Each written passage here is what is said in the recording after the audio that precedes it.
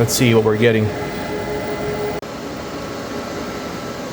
Just set up these EG4 batteries to add on to the other 8. So now first thing we do is obviously we got to charge it up with a charge inverter, and that is set up right through this big cable, the 50 amp cable, going back up here. And that cable comes from that guy over there, Grid Boss.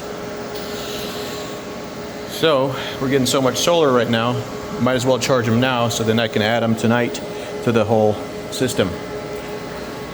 So let's see what we're getting. This one. Yep.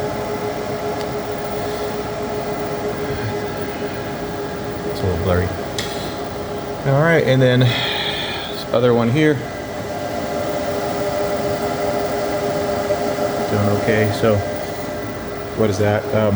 About 80 kilowatt hours already, and it's not even 12. So it's doing pretty good. Still gotta expand all this because now, you know, these bus bars are full. You see them down there, and I gotta do all this reorganization before the inspection. But we're gonna expand them to more bus bars, same ones. Then we're gonna run them this way down this route. So when the 18 kPV is added to these guys here, that's gonna be the ticket.